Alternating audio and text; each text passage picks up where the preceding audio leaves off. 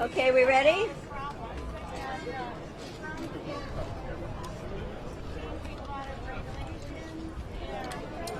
Hi, this is Medea Benjamin with Code Pink. Mic check, mic check. Medea, M-E-D-E-A, Benjamin, B-E-N-J-A-M-I-N.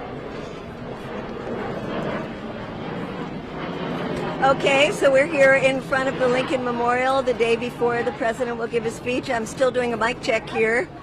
Are we okay? Mic check, mic check. Oh yeah, that'd be great. You all are so well. All right. Whoa. Okay. This is how tall people feel. Powerful. Is this good? Hi, Gary here.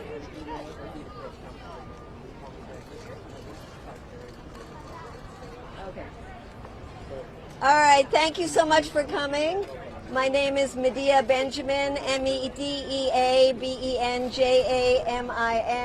I am the co-director of the group Code Pink. We're here today because we want to denounce Donald Trump politicizing and militarizing the 4th of July, which is supposed to be a day that we come together for barbecues, tofu burgers, frankfurters, picnics, celebrations, fireworks, and instead he's turned it into a very divisive time. And because he announced that he is coming to speak here, we decided to ask the Park Service for permission to fly the angry baby Trump blimp that comes from Britain and has been a favorite around the world, greeting Trump as he travels. It's been to France, Argentina, Scotland, and many other places. And that balloon usually flies a little bit off the ground, but we have had a very hard time getting permission to bring the baby Trump balloon a few feet off the ground. We will be here tomorrow. We will have the baby Trump blimp, but we're not sure it will be able to fly, which is why we have the request here, let the baby Trump fly. But we do think it's important to oppose what the president is doing. I'm a DC resident, and we know that the last time President Trump wanted to have a military parade, the DC residents spoke out so forcefully, and our representatives in the city council said no way. In fact, they said exactly this: tanks but no tanks. We don't want tanks on the streets of DC. And I don't think that is just because it represents the DC residents. I think it represents the majority of opinion. You can see the divisiveness already that President Trump has brought to this, because he is coming here with not only tanks, but he's coming with bombers. This is a time when the majority of Americans want to get out of the wars we're already in. In fact, many voted for Trump because he said he was going to do that. This is a time when we were 10 minutes away from launching an attack on Iran, something the majority of Americans don't want to see. This is a time for us to say we want to live in peace, and we don't want an attack on Iran. We're glad the president is talking to the chairman of North Korea.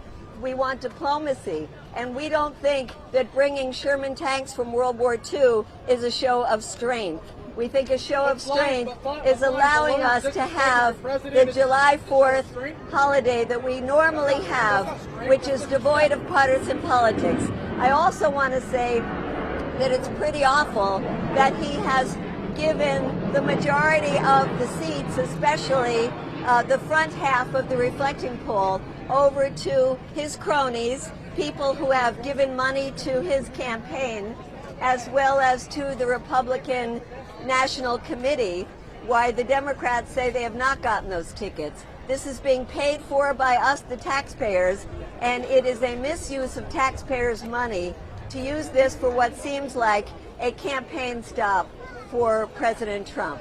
So thank you for listening to us. We have 2 more speakers, and then we'll take questions.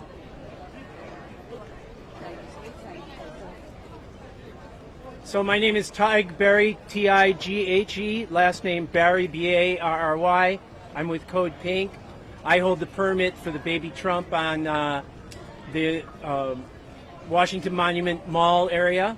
We're going to be on the southwest corner of the northwest quadrant. That's 17th, in the middle of, basically the middle of the Washington Monument Mall area. We'll have the baby Trump there, and the baby Trump will be what we call cold inflated, but we're still waiting on the okay. We've gotten okays from FSDO, Flight Standards District Office, because the Park Service gave us the wrong permit that we needed. So we're still waiting on the permit for the rest of the helium. If we don't get it, we will still have the baby, and we will have a wonderful time. Inflated with air. It's going to be inflated. You're going to see it for miles. Thank you.